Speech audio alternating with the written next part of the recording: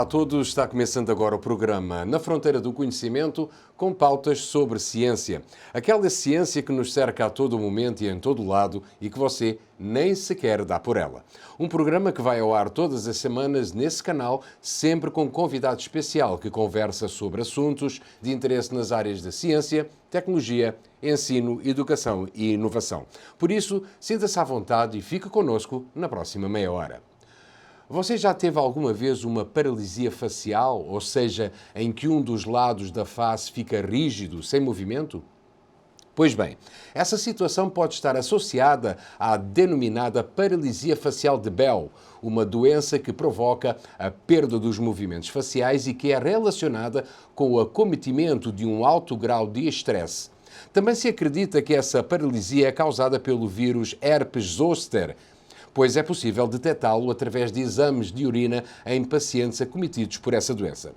Por outro lado, temos a disfunção temporomandibular, DTM, uma doença que ataca a articulação que é responsável por unir a mandíbula ao osso temporal e é essa estrutura anatómica que também nos permite abrir a boca, sorrir, falar, bocejar, ranger os dentes, manter a cabeça em má posição, apoiar o queixo sobre a mão, sofrer traumas, estresse, ansiedade, roer as unhas ou utilizar próteses dentárias mal adaptadas são algumas das situações que favorecem o surgimento da disfunção temporomandibular, podendo causar dores, limitar a capacidade de movimentar a mandíbula, dificultando inclusive a mastigação. Muito bem, um novo tratamento para estas duas doenças foi estudado e desenvolvido pelo ortodontista e pesquisador do Grupo de Ótica do Instituto de Física de São Carlos, Dr. Vítor Panhoca, que é hoje o nosso convidado. Muito obrigado, Vítor, por estar mais uma vez connosco. Já começa a ser usual termos a sua companhia para tratarmos destas doenças e destes problemas odontológicos. Primeira questão, a disfunção temporomandibular e a paralisia facial de Bell, elas estão conectadas entre si ou são situações completamente distintas? Olá, Sintra. Rui Sintra, para mim é um prazer estar aqui com vocês de Muito novo. Obrigado. A gente vai falar hoje sobre paralisia facial, né, com você e de DTM. E depois também no segundo bloco vamos falar sobre clareamento dental. Isso, exatamente. Bom, essa pergunta que você me fez, ela é interessante, pertinente, porque existem alguns trabalhos na literatura e que relacionam a paralisia facial com a disfunção temporomandibular. Mas são apenas alguns relatos de casos clínicos. A gente não tem um estudo realmente, um estudo maior, longitudinal, fazendo realmente uma correlação entre paralisia facial e disfunção temporomandibular. A gente sabe que a paralisia facial ela está relacionada com o nervo facial. O nervo facial que ele está mais ligado ele é sensitivo e motor, como o nervo trigêmeo, que está relacionado com a disfunção temporomandibular. Mas o nervo facial ele está mais relacionado com a motricidade dos músculos da mímica facial.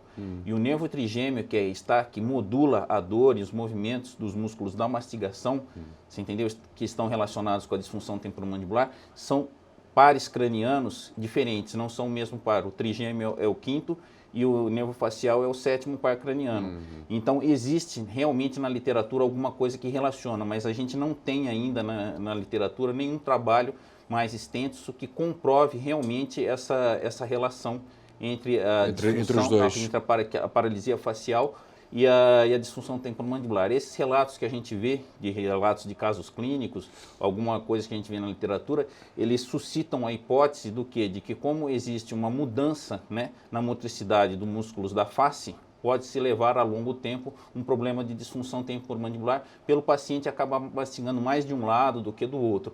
Mas isso ainda não existe realmente um trabalho extenso, uma comprovação, uma evidência científica realmente comprovada. Certo.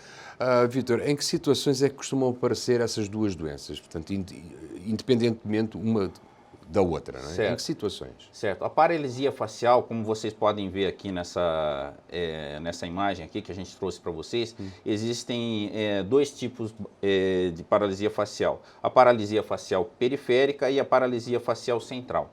A paralisia facial periférica, ela tem uma característica, né, dela particular, que é o envolvimento, né, da hemifácie, a paralisia da hemifácie, dos músculos da face numa hemifácie, e também o paciente apresenta a dificuldade de ocluir, de fechar a pálpebra desse mesmo lado que a paralisia facial cometeu no paciente. Certo. Já a paralisia facial central, ela tem uma fáscias, né, uma expressão facial diferente, em que a gente vê que está cometido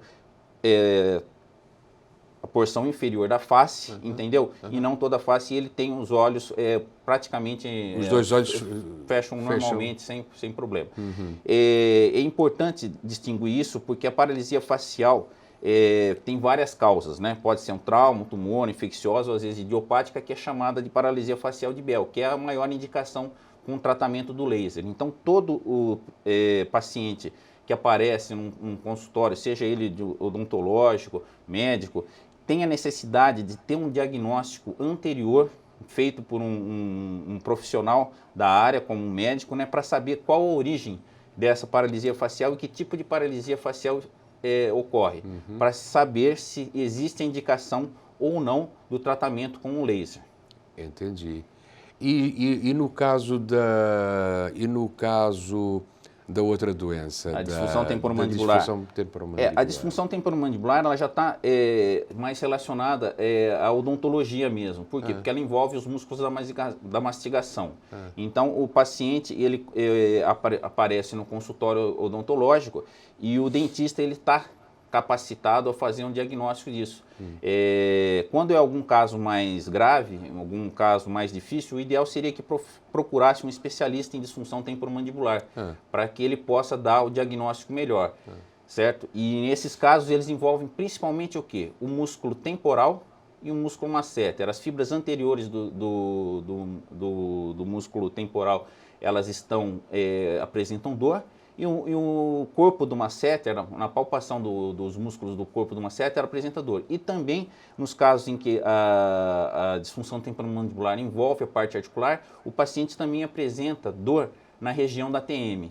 Como eu disse para você, a modulação dessa dor é feita pelo nervo trigêmeo e às vezes umas dores de cabeça ou outros tipos de dores, como fibromialgia, podem estar envolvendo toda essa parte neurológica. É ideal que o dentista tenha um bom conhecimento, né, dessa doença, da disfunção temporomandibular. Por isso que existe a especialidade hoje que se chama disfunção temporomandibular e dor orofacial, para ele conseguir realmente fazer um bom diagnóstico e tratar esse paciente e resolver o problema dele. E se for algum caso que não está bem definido e que precisa do auxílio de algum outro profissional, como fisioterapeuta, neurologista ou um reumatologista, ele está capacitado para indicar, para fechar o tratamento. A gente sabe hoje que a disfunção temporomandibular e dor orofacial nos pacientes, ela é tratada de uma maneira multidisciplinar ou interdisciplinar, como queiram chamar, em que vários profissionais têm que estar trabalhando um sinergismo para resolver o problema desse paciente.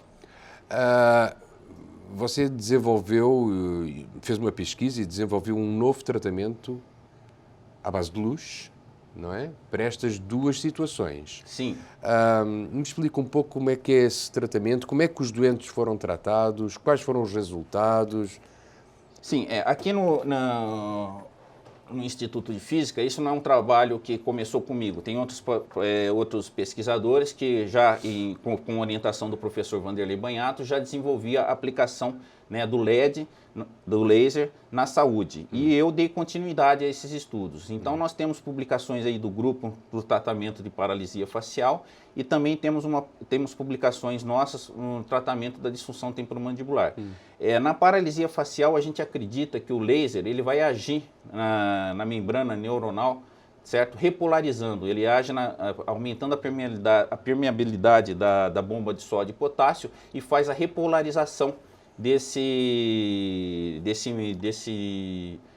nervo, né? E leva à reconstituição da função nervosa do nervo facial e faz com que ele volte a ter uma mímica facial normal. Agora, nada impede que esse paciente ele continue o tratamento dele tomando antivirais, como a ciclovir ou mesmo os corticoides, para que ele tenha uma reabilitação mais rápida. Nós podemos mostrar um caso de um paciente aqui, que vocês podem ver que foi tratado aqui no no consultório odontológico do Instituto de Física, em que ele tinha, como vocês podem ver, uma simetria nos movimentos da face, devido a uma paralisia facial do lado direito. Ele não conseguia movimentar direito a face.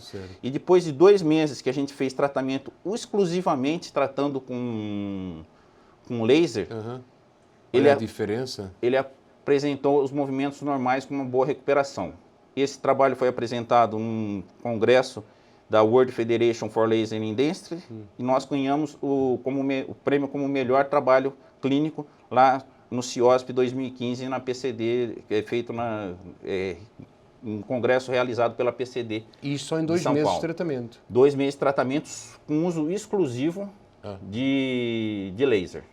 E quantas sessões? Nós fizemos aproximadamente 16 sessões. Com esse paciente? Com esse paciente. É fantástico, é um resultado... Foi um resultado fantástico. Muito bom.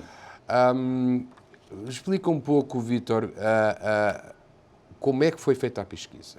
O desenrolar de tudo. Como é que tudo começou? Como é que você avançou na pesquisa até chegar a este ponto? A pesquisa que eu realizei e já está concluída foi em disfunção temporomandibular, o uso tanto do laser quanto do LED. A gente comparou a aplicação do laser e do LED, né? O laser a gente usou o infravermelho, o LED a gente usou o vermelho e infravermelho. Para tratar pacientes, tratamos 30 pacientes, né? Em 3 grupos de 10, aplicando laser e LED. E esses pacientes foram triados de acordo com uma classificação da RDC, de disfunção temporomandibular, publicado por Durkheim, em que esses pacientes foram classificados como portadores de disfunção temporomandibular. E esses 30 pacientes foram tratados também única e exclusivamente, né, com luz, não recebeu a aplicação, uso de placa ou qualquer outro tipo de fisioterapia, apenas uso de luz, e todos esses pacientes apresentaram uma melhora na dor e da abertura bucal.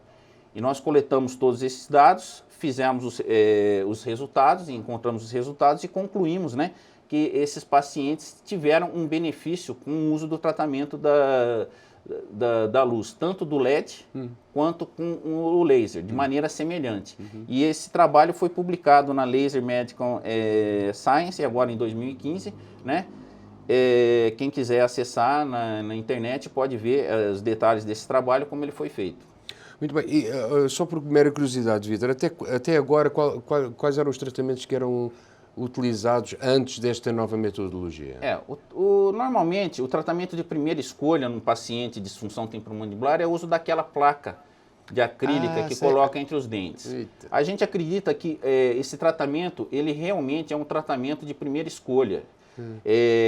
Como a gente viu que o que você quer dizer tratamento de primeira escolha? É o tratamento que você normalmente na sua cabeça é o que primeiro vem na sua cabeça para fazer para o seu paciente. Entendeu? E a maioria dos dentistas utilizam esse tipo de tratamento. Só que existem alguns casos que são refratários. Existem alguns casos que demoram mais tempo para reagir.